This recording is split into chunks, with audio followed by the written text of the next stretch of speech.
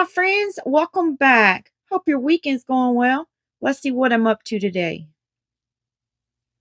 Woohoo! We are going to create in this intoresin mold. It's the rose ornament mold, and I'm going to be placing this piece in my pressure pot, and I'm going to be taking you guys with me. I placed this tray underneath the mold because it's easier for me to place it down into my pressure pot without spilling anything. And I've seen something down in the mold, so I'm going to use my frog tape here. This is the delicate frog tape. So that's why I chose to use it inside of this mold. You only use tape to clean the handmade molds by intoresin. Okay, I'm using a Let's Resin epoxy for this, and I mixed up 6 ounces. I'm not sure what this is going to hold, so I do believe I had quite a bit left over, though. I'm not quite sure how much I had left over, so it definitely doesn't take 6 ounces.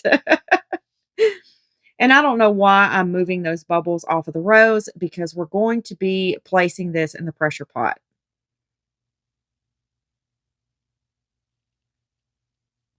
And I'm just pouring pretty slow. Even though it's going in the pressure pot, I don't want to incorporate any more bubbles than I have to. Although they would not make it out of the pressure pot even if I did. That's the good thing about having a pressure pot. Those bubbles are not coming out in your piece. They are shrunk so small that the human eye cannot see them.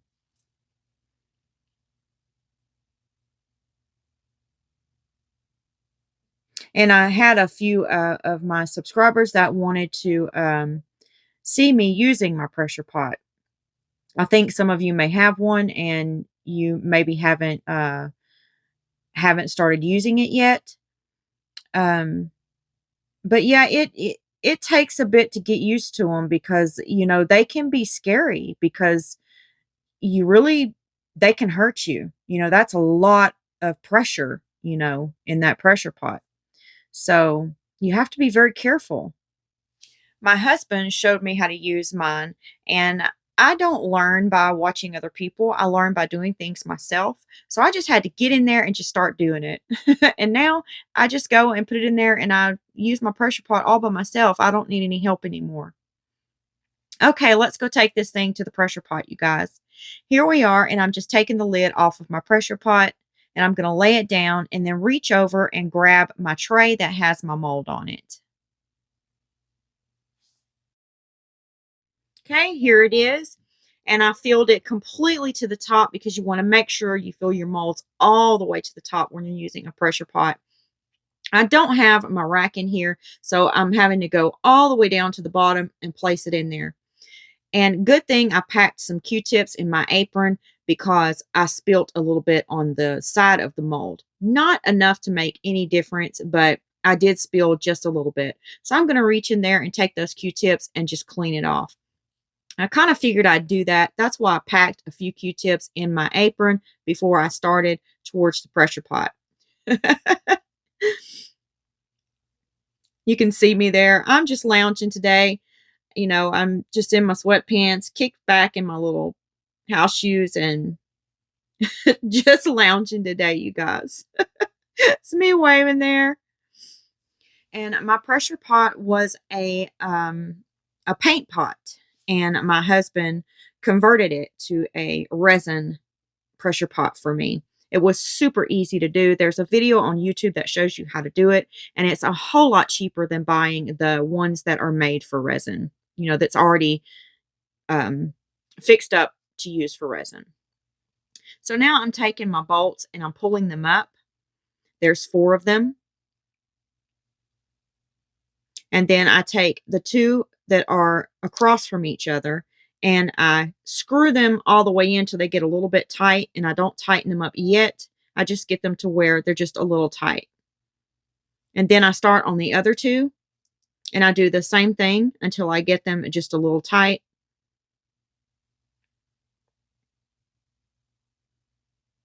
And then I start tightening up all the way around my pressure pot, as tight as I can go.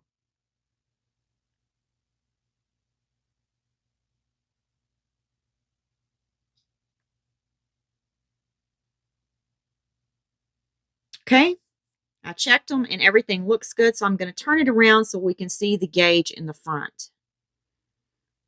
Okay, I have my hose, my air hose. I went and turned my tank on outside. I have my air hose. We need to turn the pressure pot off.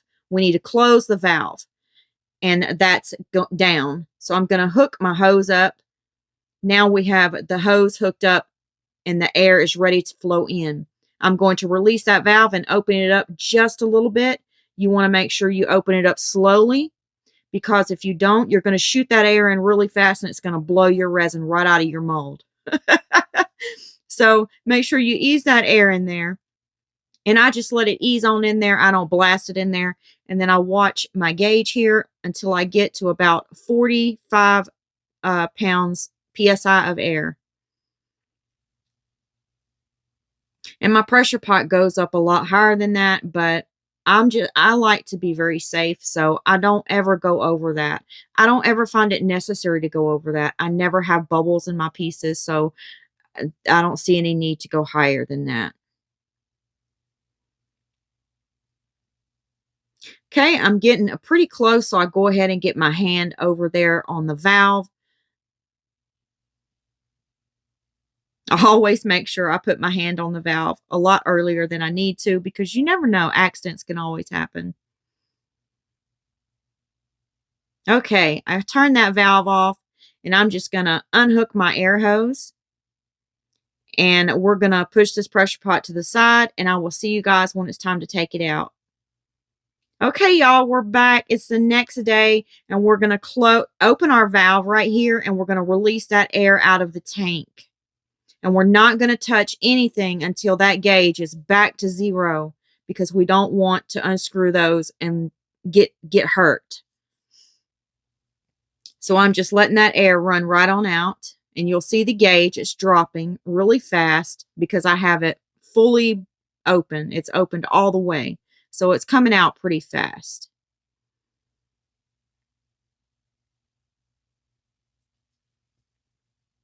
And it's pretty loud too. Okay, we're almost to 0. I make sure I don't start loosening my bolts until it's completely past 0. Okay, I'm going to go ahead and start loosening my bolts now, and we'll go ahead and take our piece out of here.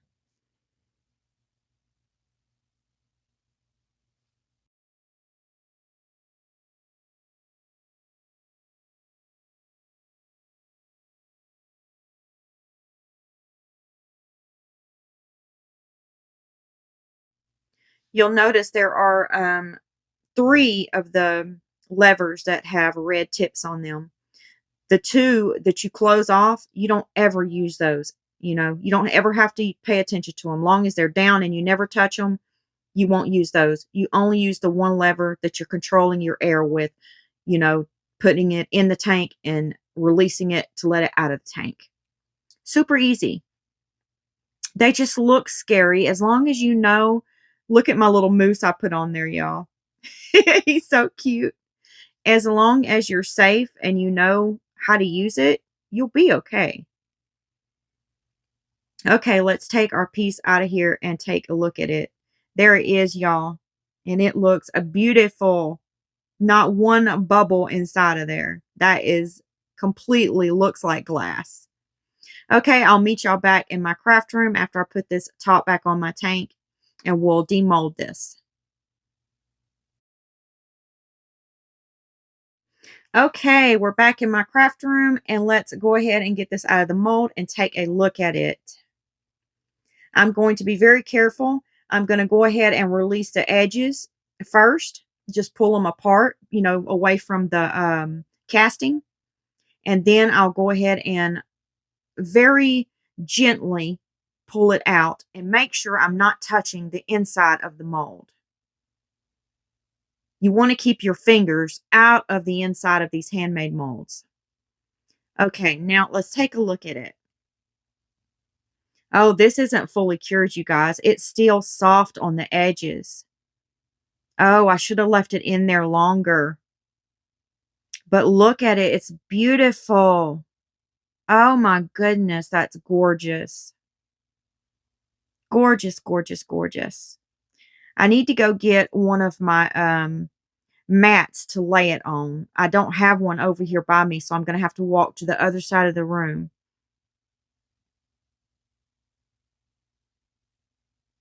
Y'all, I fell going across the other side of my room, and this went flying across the room. Oh gosh.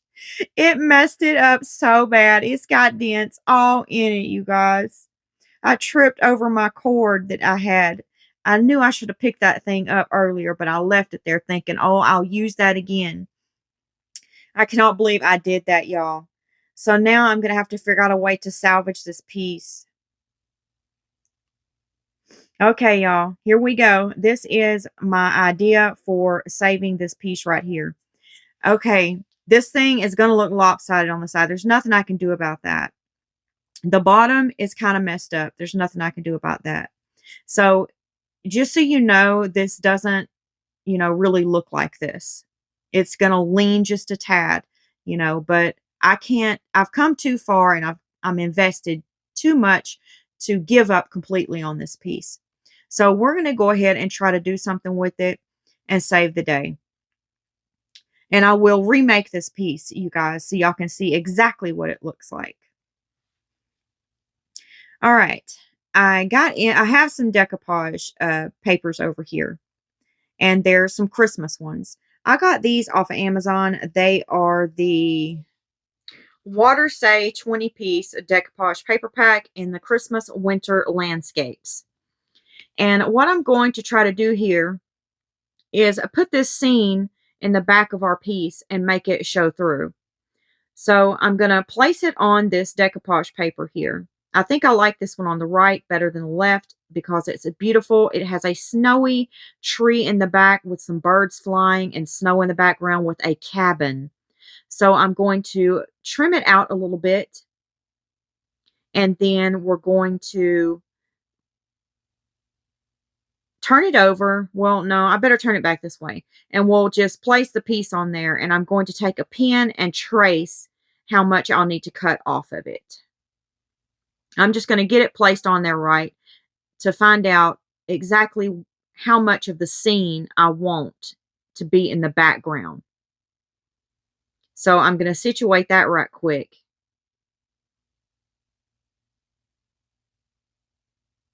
There's a little bit of wording on the bottom that's got Christmas in it, and I kind of want to capture that in the piece. So I'm trying to move it and get it on there just right. Okay, now I'm going to go ahead and go in and use my pen and start outlining our piece here where we're going to be cutting out. I don't know what this is going to look like. I've never done this before, but I do know I'm not real fond of this decoupage paper. I usually get my decoupage paper from Sentimental Salvage and Design. She has the best recycled decoupage packs, but something was wrong with her website when I tried to order a new pack. So we're going to have to work with what we've got, you guys.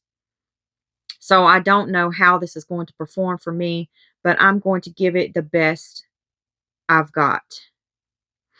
Okay, now we have it cut out. I'm going to go ahead and place it on the back here. See how it looks. It needs a little bit of trimming done to it, but we can put it on there like that. And I'm going to grab my scissors and try to hold it real good and just do a little bit of trimming. How's everybody doing today? How's your weekend going? Anybody got anything exciting going on this weekend? Let me know in the comment section below. I like to hear what y'all are up to. Okay, now I'm going to place it back down here and turn it over. We'll pull that off.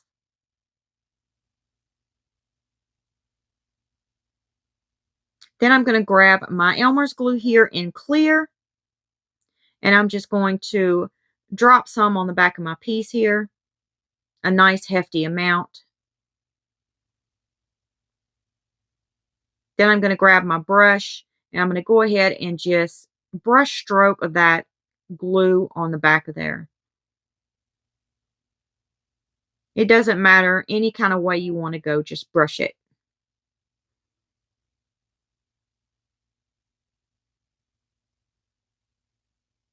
Brush it good, brush it good. Okay.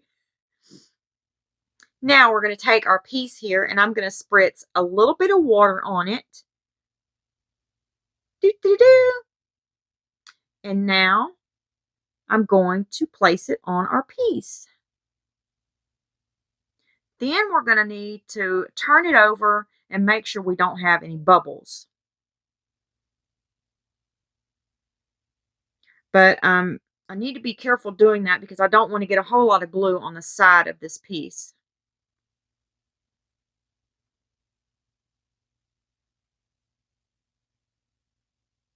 Okay, now I'm going to try to pick it up very carefully. There we go. And now I'm just making sure there's no bubbles in it. I'm pushing them out if I see any. And I do see some. And I'm just working them on out to the edge. And making sure I have my seam fit right in there like I want it.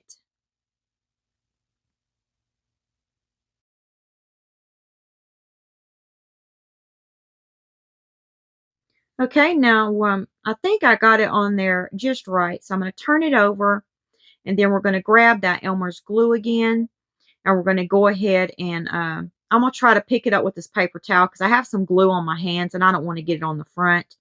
We're going to take that glue again and we're going to put some more on the back and then I'm going to go ahead and brush that on and then we'll set this over to the side to dry.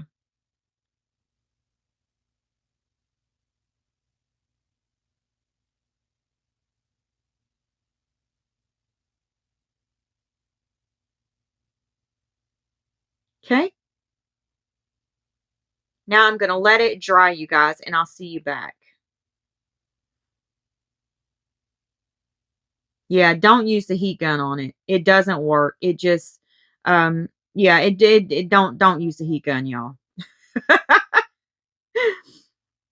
Okay, we're back. It's dry. Now I'm going to take this terry cloth here. It's super, super soft. And I'm going to put a little bit of water on it. This is the terry cloth that I use to clean my resin pieces up with. Any fingerprints or anything on them. Works like magic. And I'm just going to run around the edges of this piece and get off any of that glue that may have gotten on there. And then we'll take the dry part and we will wipe off the wet. And then any kind of prints or anything will come right off. And it looks beautiful. That is stunning, you guys. You can see that picture in there. Okay, I'm going to grab my little light and let's place it on there and take a look at it and see what it looks like. There it is, you guys. That is so beautiful. Oh, I wish this would have turned out a little bit better, but I hope I saved it for you guys and kept your attention through the whole video. I tried my best. I think it turned out pretty good considering everything that happened to me while I was making this piece. And then it looks so pretty in the light, you know. You don't even have to put a light behind it. It's just gorgeous like this. Well, let me know what you guys think of this. It's about that time for a sweet goodbye, and I will see you on Monday. God bless you. Goodbye, my friends.